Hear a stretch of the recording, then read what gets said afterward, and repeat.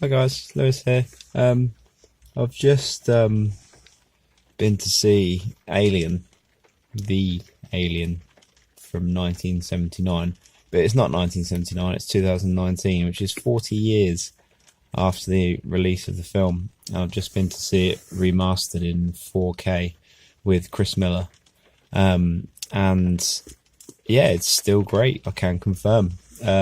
It's probably been a number of years since I've seen it. I probably estimate I've seen it about 3 or 4 times in my life. It's in my top 10 films. It's just, yeah, it's Alien. I mean, what more needs to be said? The cultural impact of it alone. Everyone knows about Alien, and its various sequels.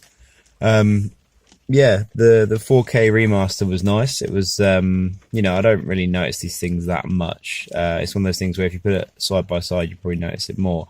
But for a film of its age, I think it still looks pretty good. It's there's maybe 2 or 3 bits in it where you kind of go, it looks a bit ropey, but nothing more than what you'd expect.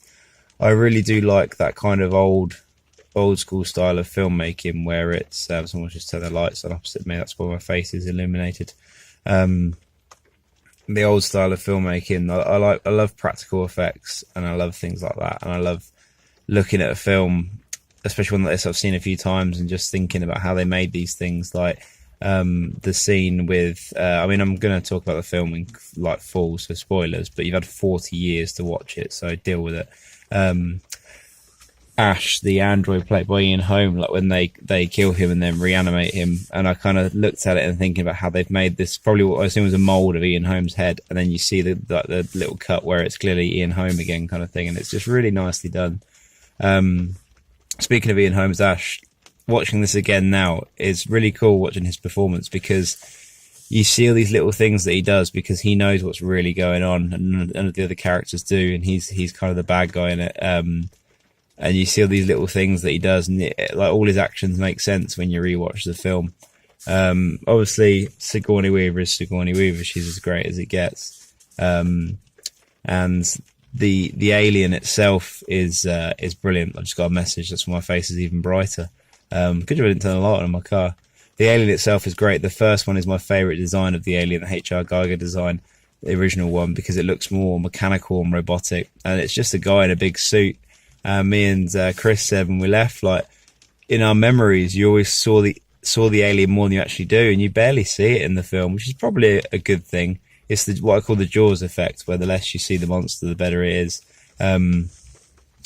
Yeah, it's great. I really would like to see Aliens at the cinema, the sequel, because it's a very different film in terms of Aliens is guns and one-liners, and it's great, and this film is more suspense and horror, and like we were saying as well, that a lot of the death is implied. Like, the only real nasty scene really is the chestburster scene, and even that, it's not that bad these days. At the time it must have been absolutely horrendous, but yeah, even looking at it now, it's not. But they use a lot of sound, like breathing and stuff like that, and like you hear, I can't remember the name of the woman in it other than Ripley, but when she dies, you hear her die over the radio, and it's horrific.